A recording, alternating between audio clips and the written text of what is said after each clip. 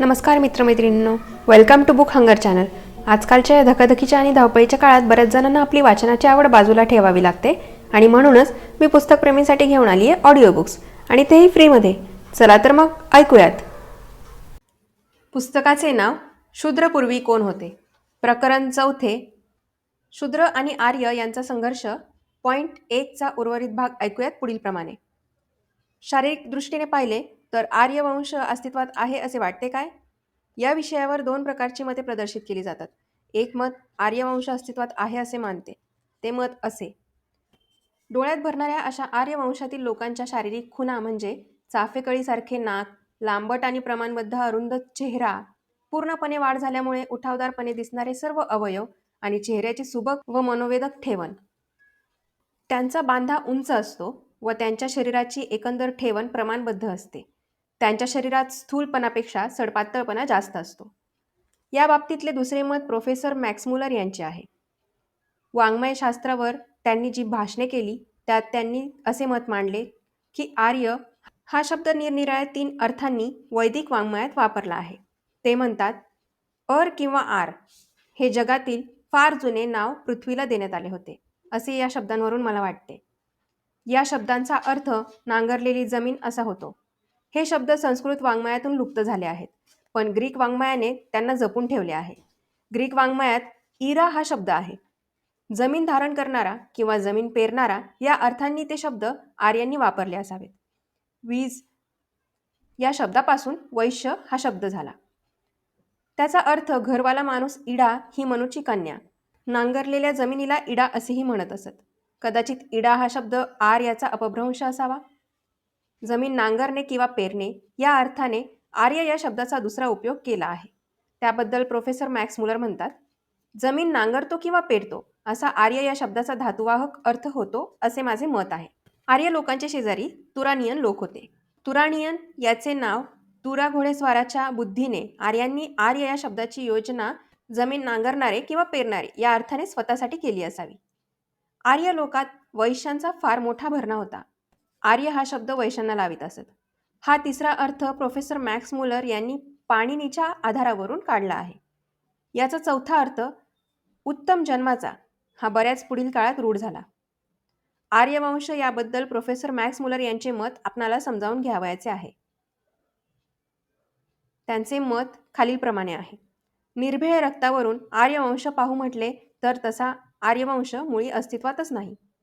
शास्त्रशुद्ध भाषेच्या दृष्टीने पाहिले तर आर्य हा शब्द कोणत्याही वंशाला लागू करता येत नाही.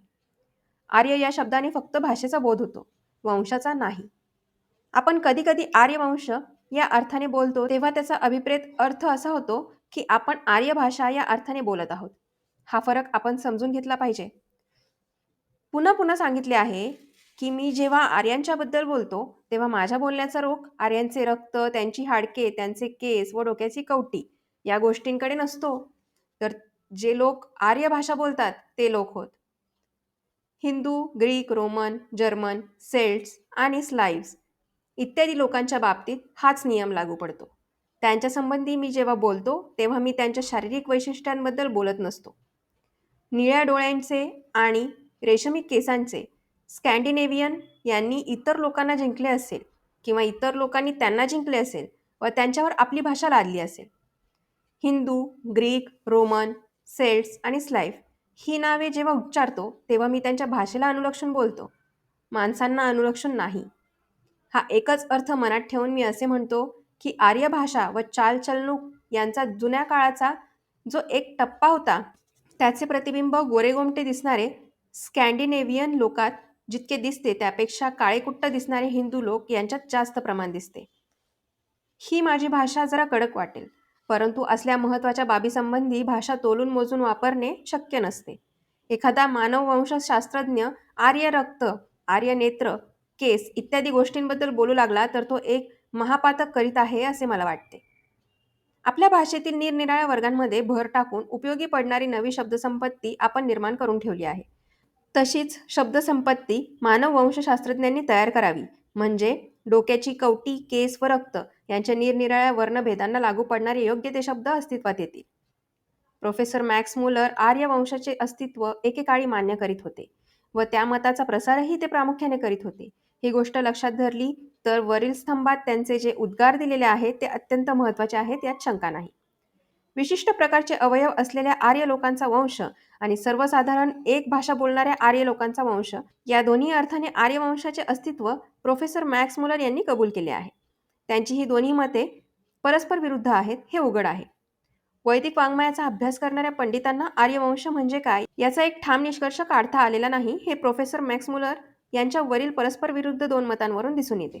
या परस्पर विरुद्ध मतांतील झगडा पाहिल्यानंतर कोणालाही असे विचारावेसे वाटते की या मतांचा वैदिक वाङ्मयात काही पुरावा मिळतो काय?